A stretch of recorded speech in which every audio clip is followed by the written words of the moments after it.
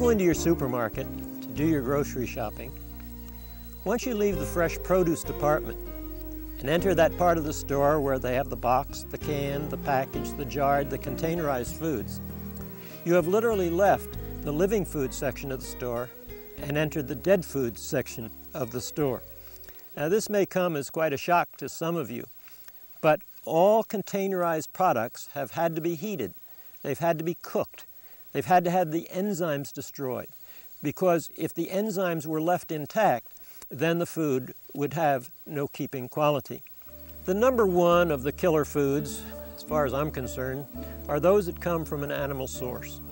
I'm talking about meat, beef, I'm talking about pork, I'm talking about chicken, I'm talking about cow milk, I'm talking about eggs.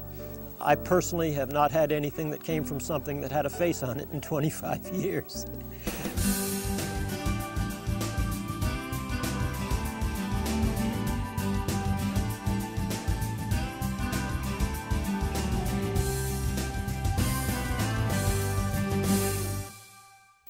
Now, we have been led to believe that these are the primary foods that we need for protein and proper nutrition. And yet we're finding that up to 90% of all physical problems are caused by these animal products. Why are they causing these problems? Well, animal products in Bible days, in other words, if you went back to the Bible and you looked at the wild boar or the deer in the wild today, you would find they are comprised of approximately 3% fat. Beef today, the way they grow it, is 20 to 40% fat. Pork is 40 to 60% fat. When you take a chicken breast and you remove the skin and broil it, you've got over 20% fat.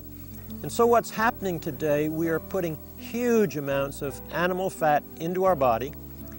And these fats, these animal fats, are not just passing through the body without doing any harm. These animal fats, every bit of them go into the blood system, and they don't all get out. And that fat, some of that fat, starts to slough off on the arterial wall. And that causes the heart to have to pump harder to push the blood through the crud.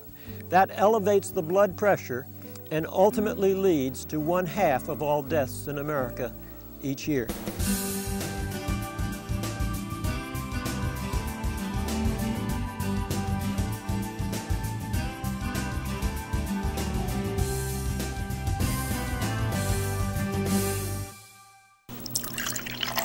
Cow milk was designed for a 70 to 90 pound Holstein cow.